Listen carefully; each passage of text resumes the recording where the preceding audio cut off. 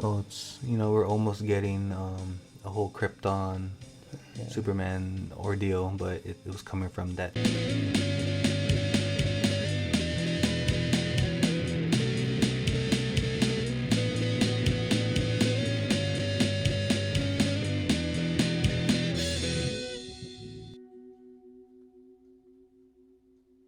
Hello, YouTubians. Hello, everybody out there in the YouTube world. Good morning, good afternoon, good evening, and good night. Hello, greetings, everyone. However, whenever you're watching this, we appreciate your time because you already know time is expensive. Thank you for tuning in, guys. And if you subscribe, we really appreciate it. But if you haven't already, this show is about anything and everything Creative. Whatever sparks your creativity and whatever medium you dabble in. Expressing the soul. Yes. Speaking your heart. And welcome to the episode of Creativity Unsheathed. I'm Ollie-O-Rey. And I'm the brother Nino. And yes, we are brothers. Yes, we are. And this is the show where we feel that anyone can be an icon by being a great mentor. Oh, yes. To anyone. Yeah. That is a big responsibility as far as, being a mentor and just being that idol for somebody. Yeah, good example. Yeah. And, it kind of really puts yourself in check that, you do have to hold yourself to a standard. And, you got to really be sure that you're staying true to yourself too, and that you're not really flaunting of being such of an idol, celebrity or icon. Being able to still be a human. Be in touch with the human side of yourself and not being so blinded by the light, Yeah, it's not always about the accolade and the praises. It's like there's no real honor in a world where it's chaotic and people that want that's just crazy. What they say when someone dies is not what they made or what they did; it's how they made people feel. Yeah, dude. And that's why it's like there's a lot of questionable celebrities, you know what I'm saying? Yeah. And it's like how they get labeled a public figure, Oh, yeah. It's just bad examples, right? You know what I mean? It's like, and you're setting these, it's supposed to be an idol? Yeah. It's crazy. Okay. Yeah. And why we're talking about this and what we're looking in today is Icon. Ooh, she's got your hero right here. Icon living. Got the modern master Dennis Cowan doing the covers yeah. for Icon. He did the interiors of Static Shock. Look up the interview with Dwayne McDuffy. Yeah. If you guys haven't heard of it, but yeah, look up his name, Dwayne McDuffy, and then the channel is Black Hero Doc. Please do. And then there's an interview of Dwayne McDuffy just talking about the history of Milestone and how it came to be and why it's so underrated, y'all. So please do. I mean, out of the 42 issues, I was like, we're still on the hunt, and I want the original comics. I've been trying to find these in the wild, because I already know that they put together an omnibus one big collection, like Milestone Bible. But I don't know, I just really like comic book format. Hell yeah. So I was only able to find these two for now, but I really admire Milestone, dude. Like just the history that they've imprinted in comic books. Yeah, for sure. I think they're really underrated just because they were labeled as a black company. Because of they have black superheroes, black characters, but if you really look inside of these books, multi-diversal to the point where it's like it's not just a black book, it's not just for a black audience, it's social issues, social commentary. It's like how we were saying, like the difference between Spider-Man the world and then Static Shock. Static Shock is definitely their Peter Parker or their Spider-Man of Milestone, but same city, same time, just different area of the world. Or of the city. It's like they're in Dakota City and Peter Parker's in New York, but it's just that whole aspect of just being an inner city kid, and just seeing the type of topics that get talked upon those books and Milestone. It's like it feels more real compared to what you read or what's coming out of like a character of Peter Parker or any other just white character. You know what I'm saying? Like, what if you put Peter Parker's character with Aunt May? What if you put him in a trailer park? Or what if you put him in a housing project? But they're still white. Yeah. But then he sees the stuff that Static sees. You know what I mean? Because when Stanley was writing Peter Parker, you can almost sense that Stanley didn't go far.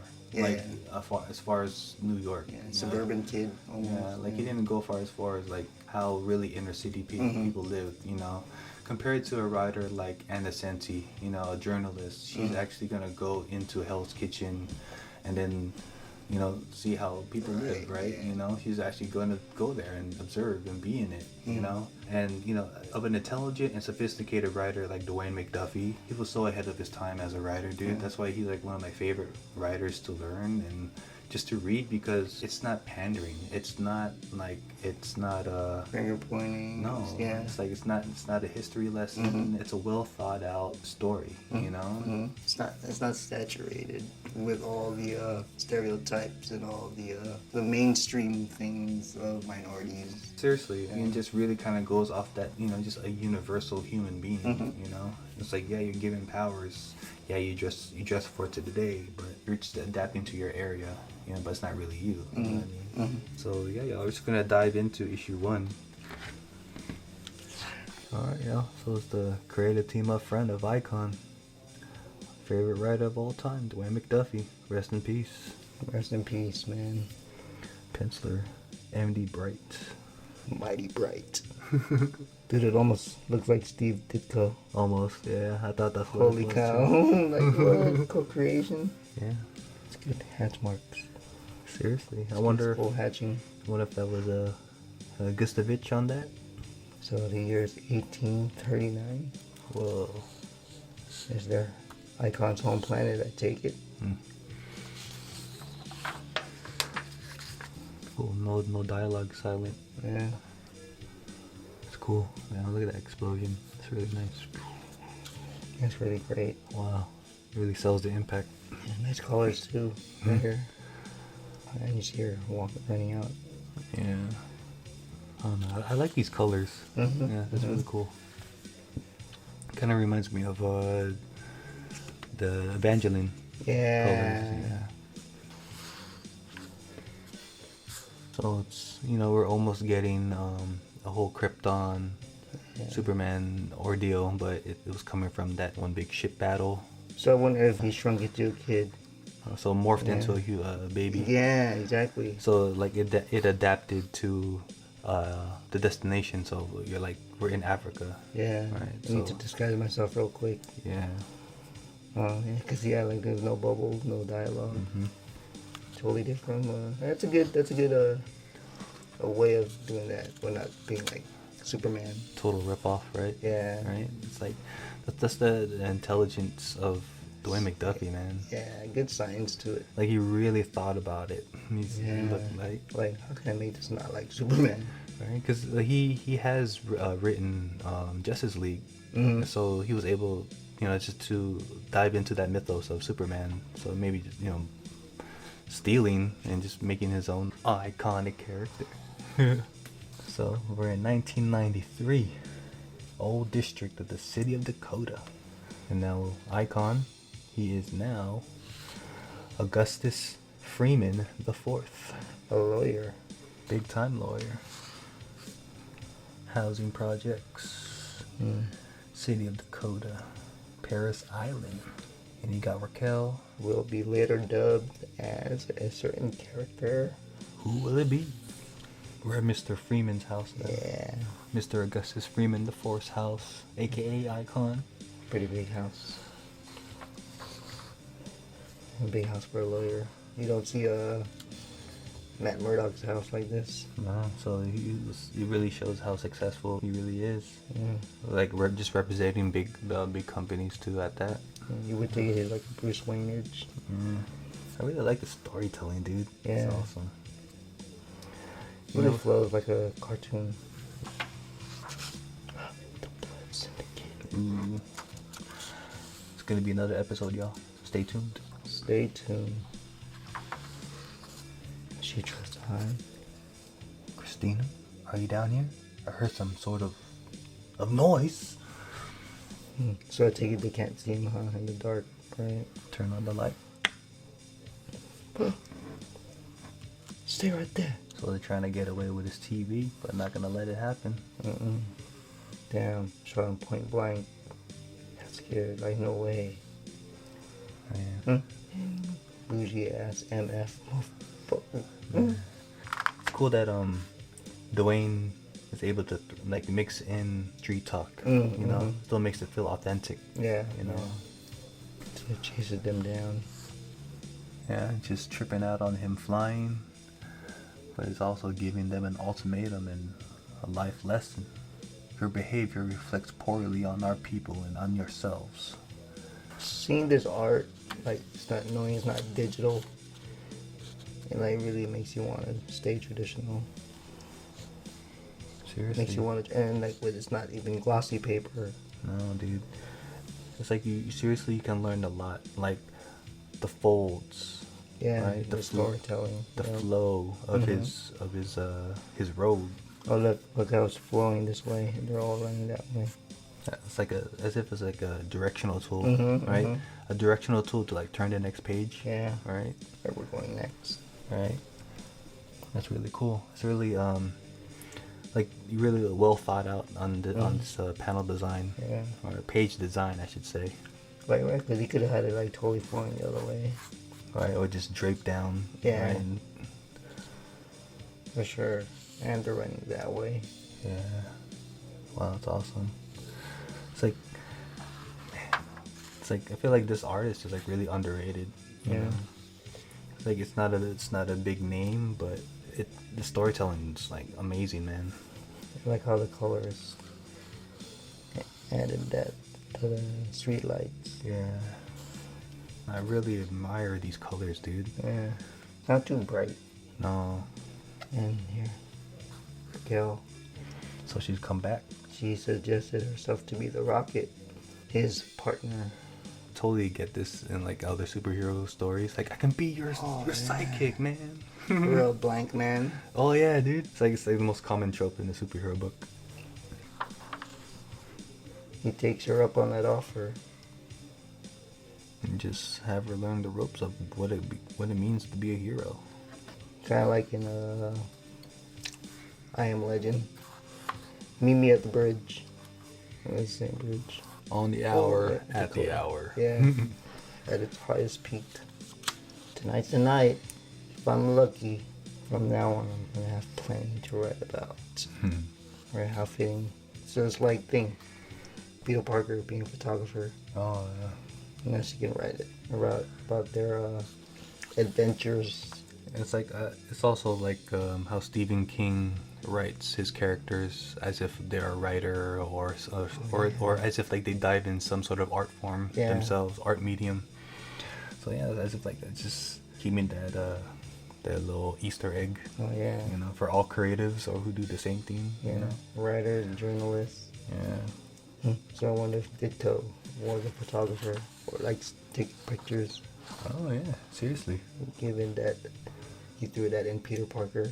And he had his own like lab. Yeah. Right. Man, Peter Parker, Steve Ditko. Maybe he was a voyeur. Oh. POV kind of guy. So she makes the rendezvous. She suits up. Icon says, "Watch your language, and don't assume everything's racial." Something's going down. It's crazy how he goes about writing for the times and just having every lingo, having every just that characterization of life. Yeah. You know, in his writing. Yeah. Especially for the time of the time. Yeah. So they go up in there with no fear, not knowing. Now they got their guns raised. Man. She says, "But I bet this never happened to Superman." Ooh, right? It's that narrative that still goes on. Right? Oh, it's another episode, y'all. Ooh. Virgil. A little preview. Oh, it's a cool preview. Mm. It's like small snippets of the panels. I like that. It's not the whole page. Wow. I wonder how they went about this. Like different panels, huh? They'd be like cards. Seriously, dude. Different clips. Oh, that's cool. That's a cool way of showing the preview without showing the whole comic. Yeah, oh, that's cool. Like a sticker. Yeah, dude. Or a card right here. Yeah, it's great pencil work. Dennis Cowan. Hey, look for the bit back. Sorry. Deadly weapons. Double entendre here, guys? Right, it's like you already know the weapon is deadly. What do you guys think? Double entendre? like unsolved mysteries. Right? What do you guys think? Comment below. Alright, y'all. That was Icon. I mean, we don't know what's going to happen at the next because issue 2 we don't have. It's that gap. That's all we have. So, we're on the hunt for more. And didn't know that they came out with single issues of Milestone. Now you know. If you guys only aware of the revamp of Milestone books, hey, now you know. Now you know. Early 90s original issues. 93, y'all. And you know, it's like I said in the beginning, I feel like they're really underrated and under the radar just for being quote unquote black company. You know, they're just 4 comic book artists who love comics and they wanted to do their own thing. You know, they wanted to make their own characters and their own universe, and they made it happen. You know, similar to what Image did. You know, 7 artists wanted to make their own stuff. You know, it would have been cool if they didn't have the DC Comics backing them up. Like, what if they were able to fund everything themselves? Yeah, you know, it could be so much bigger. Yeah. I mean, granted, some of these characters show up in other titles. Like later on. Like Brave and the Bold. Yeah. If you didn't know that this existed or that Dennis Cowan did this awesome cover, then now you know. You gotta go get it. You gotta support diverse characters because you know there are other heroes than just white heroes. Dwayne McDuffie also wrote some Fantastic Four with some Black Panther. Look for those as well. Right, that was a new Fantastic Four where he had Black Panther, Storm teaming up with the Thing and Human Torch. Yeah, and he actually made that a black book. Yeah, he broke the rule of 3 in that series as well. Yeah. So in that Black Hero doc, he talks about that rule of 3 where he breaks it and how if you break that rule of 3 and you have more than 3 black characters, you know, it's a black book. Yeah, and there was like a little loophole where it's like one of the character is black, but he didn't draw him as his character. Deathlock. Snuck that in there. Oh, shit. That's awesome. Yeah. So yeah, there you go, y'all. That kind of shows the brilliance of Dwayne McDuffie's writing, y'all. And if you guys can't see the brilliance of his writing, you guys gotta get the old Milestone books. If you have to, get the omnibus and just really soak in Dwayne McDuffie's writing, and it just really suits and pertains to what we're going on today. Yeah, you know, for sure. And if you want superheroes, you want that kind of narrative, Dwayne McDuffie's writing is the way to go. You know, it really sucks that he passed in 2011, and I feel like he can be really an instrument of comic books today. Yeah. As far as social issues, you know what I mean? Yeah, seriously. And especially with, how they revamped Milestone, it would have been really cool, just to see him still alive and just be part of that, So He'd probably be a really strong voice in the comic book community. Oh, dude, seriously. Yeah. Oh, man, imagine if he had a fucking podcast. Oh, man. Or getting interviewed in these podcasts today. Yeah, I just want to know what he would be saying right now. Yeah. Or if he totally just start his own company again, knowing he can do Substack, knowing he can do all these platforms. Yeah, man. Man. The possibilities, right? Just the shoulda, woulda, coulda. Shoot, his own Kickstarter. The what if. But hey, at least we still got Cowan and some of the other Milestone guys. Yeah, Reginald Hudlin and, it's like we got Larry Stroman, and it's like there's still other black creators who are carrying on the voice. With Dwayne McDuffie's writing compared to today's writers, I can see the lecture. I can read like the finger pointing, it's like it just ruins the story element. It's like it's not comics no more. It's like they totally did not study on how to tell a good story from Dwayne McDuffie. It's like writing is truly an art form. It's not just journaling and using these characters as a diary. That's not storytelling. That's not really voicing them the right way. It's like just hearing those words from Icon, like I really felt the authenticity from him. But then if you take another character, if you take a character like Captain America, for example, the most iconic characters of all, patriotic at that, it's like if you have them say certain things like what they have them today, it's like it just doesn't match. Like putting a Grant Morrison or Alan Moore dialogue on Garfield on the Sunday strip. And seeing all that dialogue, I don't see Garfield thinking that way. Hey, that would be crazy to see Grant Morrison on a Garfield book, though. Right, it's like talking about lasagna and shit, right? I want to see how meta he goes with Garfield. And him talking with Odie.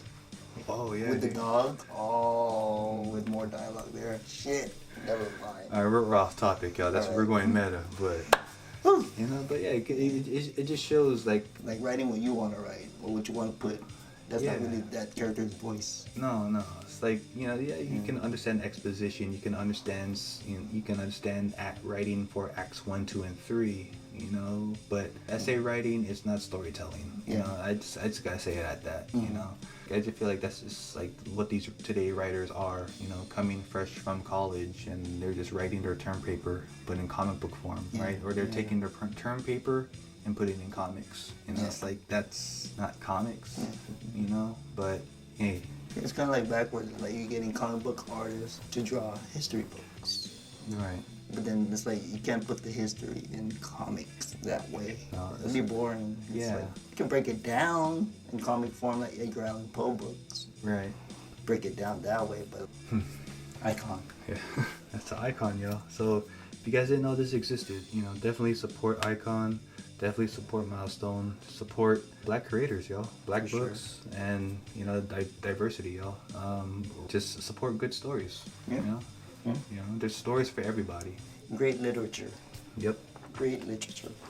All right, y'all. We're gonna end this episode with a motivational quote for y'all, and let the value hit you for what it's worth. But if you heard it before, I mean, it's a reflection for all of us and where we are today. Yep.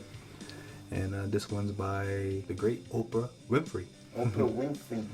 Right, and she states, "I don't believe in failure. It is not failure if you enjoy the process."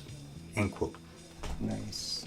Oh yeah, I mean those are real and true facts. I mean, don't always aim for the accolade or aim for the fame or money or whatever. Yeah. Like whatever you're into, whatever medium or wherever you are in life, you know, just enjoy the process, enjoy the ride, you know, enjoy the moment. Yeah. You know. Eye on the prize, but enjoy the moment, the process, the journey. Yeah, the prize will always be. It's like, yeah, that's the goal. But you know, if you have that goal, it might be a limitation on you, on yourself, and it's like you might stumble upon something more intriguing in the creative field, and that might lead you to another goal. Yeah. So it's like, yeah, just don't limit yourself to goals. Yeah. You know, just enjoy the moment and just take it day by day. Project by project, you know, but just make sure you release it. Don't overthink it to the point where you, I gotta make money off of this. Yeah. It's like you're gonna lose and burn out real fast. And you know, you really it will show your true colors of why you're doing art, right?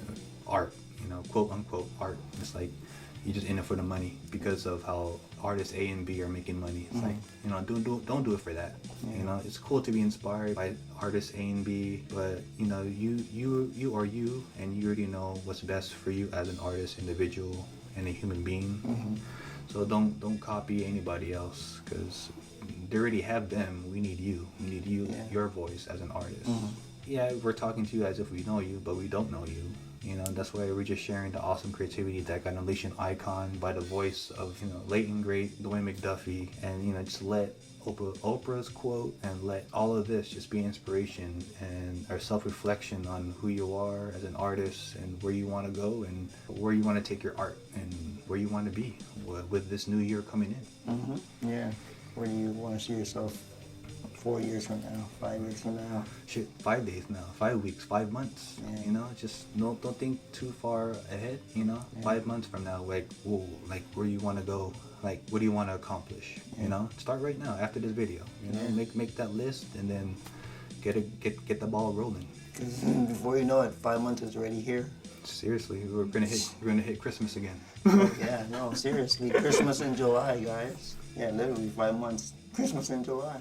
Crazy. So yeah, it's like, yeah, just take all of this in and just, you know, self-reflect on where you need to be. Yeah, life is about ups and downs. It's how you roll with emotion. Yeah. I guess it's that time. Yeah. So I guess it's that time where we say, stay creative, keep creating. Stay independent. Speak your heart. Express your soul. Right? Tell your own awesome stories, like Milestone did.